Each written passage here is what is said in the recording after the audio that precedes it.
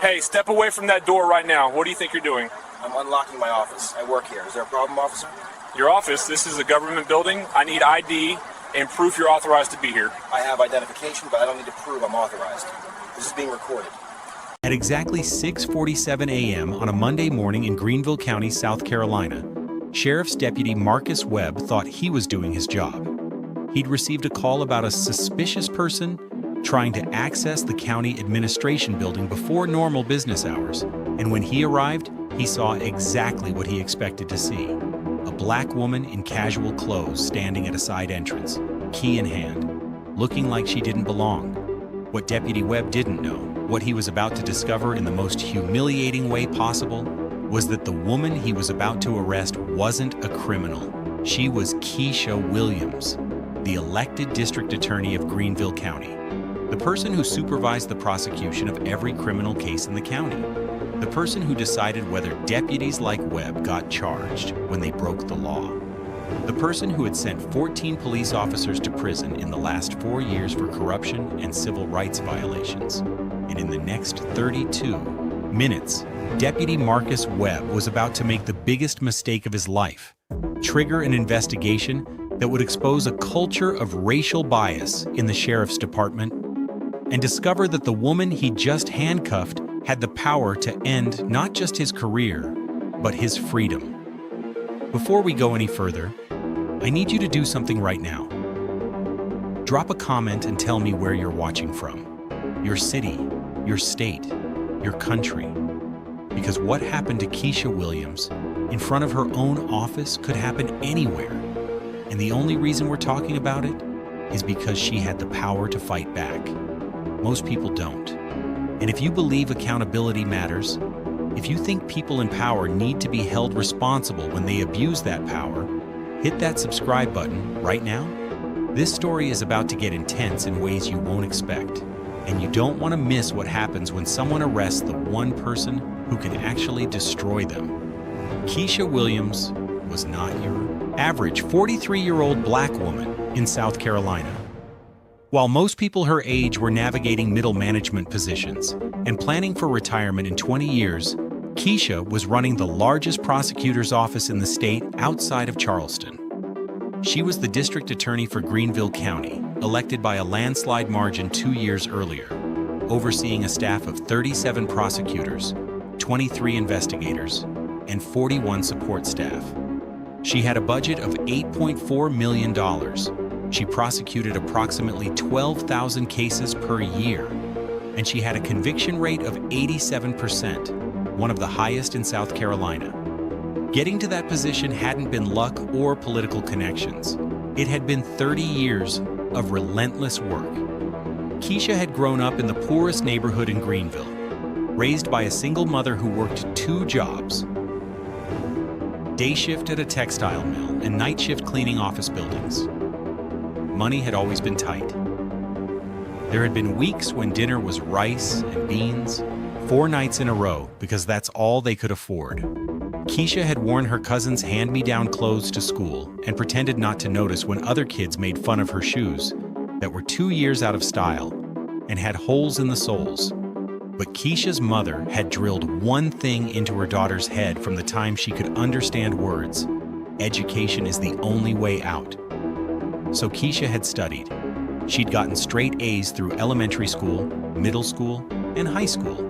She'd worked part-time jobs, starting at 14, fast food, retail, babysitting, anything that paid. She'd saved every dollar for college. She'd earned a full academic scholarship to the University of South Carolina, where she'd majored in criminal justice and graduated summa cum laude with a 3.97 GPA. She'd gotten into the University of South Carolina School of Law, where she'd worked as a research assistant to pay for expenses the loans didn't cover. She'd made law review. She'd graduated in the top 10% of her class. After law school, Keisha had joined the Greenville County District Attorney's Office as an assistant district attorney. Starting salary, $42,000 a year? She could have made 3 times that at a private firm, but Keisha hadn't gone to law school to get rich. She'd gone to law school to put criminals in prison. She'd started in the misdemeanor division, prosecuting shoplifting cases and DUIs and simple assaults. She'd won 92% of her cases in the first year. She'd been promoted to the felony division after 18 months, faster than anyone in the office's history. She'd prosecuted armed robberies, sexual assaults, drug trafficking cases.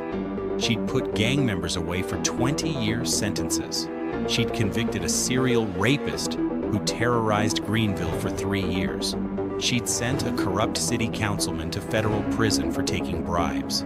Keisha had developed a reputation. Defense attorneys hated going up against her. She was meticulous. She prepared.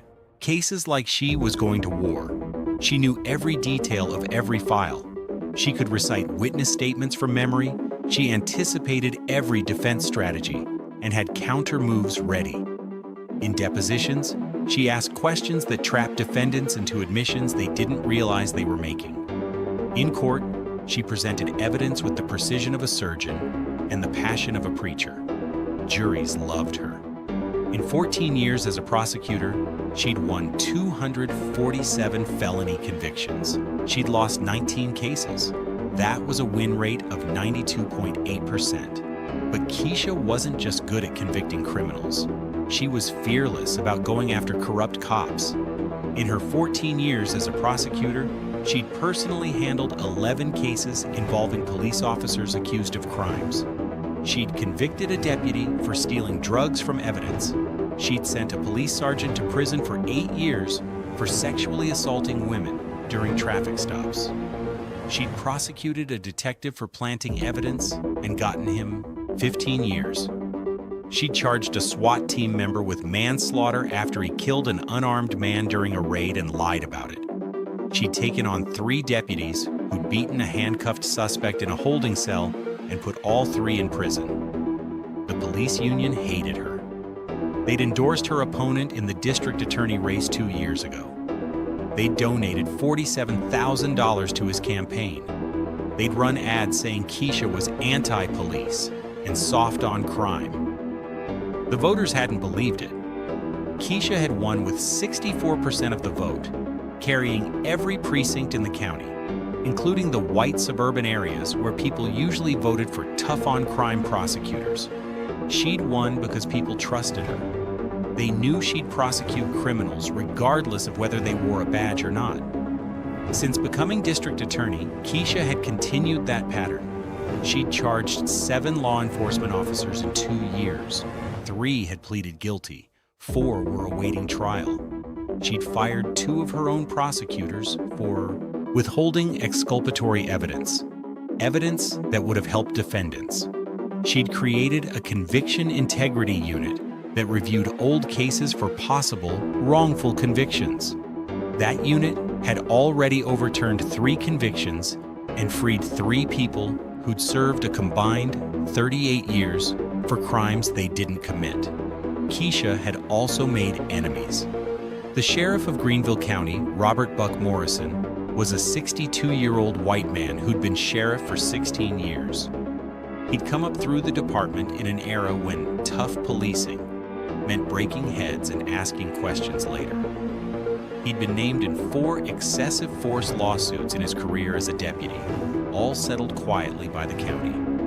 He ran the sheriff's department like a personal fiefdom. Deputies who questioned him got transferred to undesirable assignments.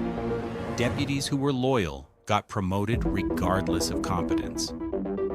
And deputies who treated black residents differently than white residents were never disciplined because Buck saw that as just reality-based policing. Buck Morrison and Keisha Williams had clashed repeatedly.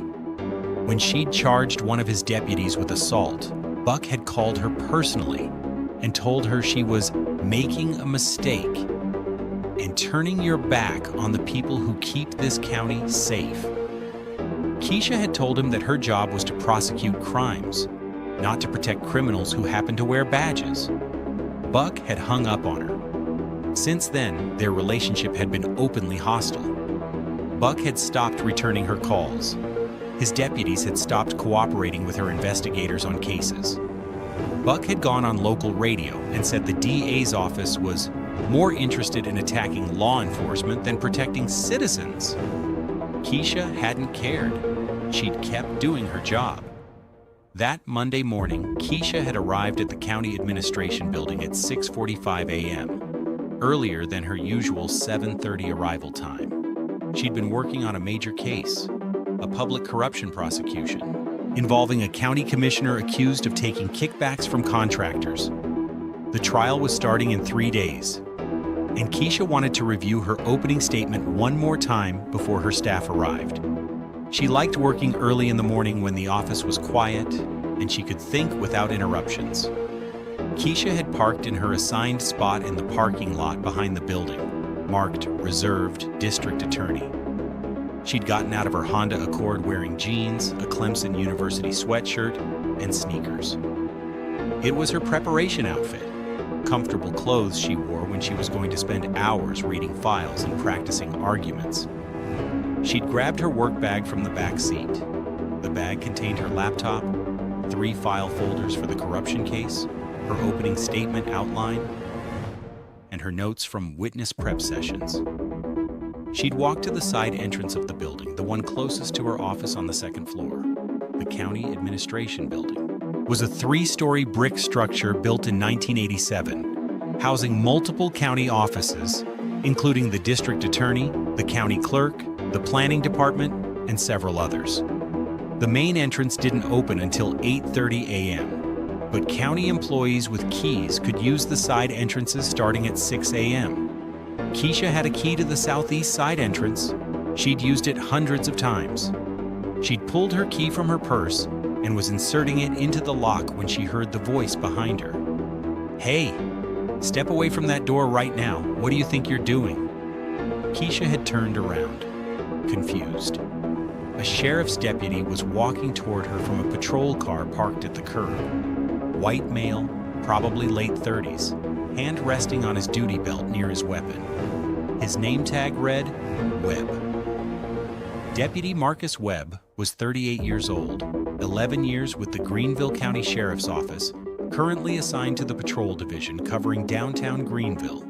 His service record showed 17 commendations for arrests and 2 letters of reprimand for use of force violations. He'd been involved in 9 use of force incidents in 11 years, 8 involving black suspects, 1 involving a Hispanic suspect, 0 involving white suspects. He'd received 5 complaints of racial profiling in his career. All 5 had been marked unfounded by internal affairs after investigations that lasted an average of 3 days. Webb had been driving past the county administration building when he'd gotten a radio call from dispatch. Possible break-in attempt at county administration building, southeast entrance. Caller reports a suspicious person trying to access the building. Webb had responded that he was 1 block away and would check it out. He'd arrived 90 seconds later and had seen exactly what the caller had described. A black woman in casual clothes trying to unlock a side door to a government building before normal business hours. Webb's mind had made the same calculation it had made dozens of times before. Black person, plus expensive-looking bag, plus government building, plus early morning equals potential burglary. He hadn't considered that she might work there.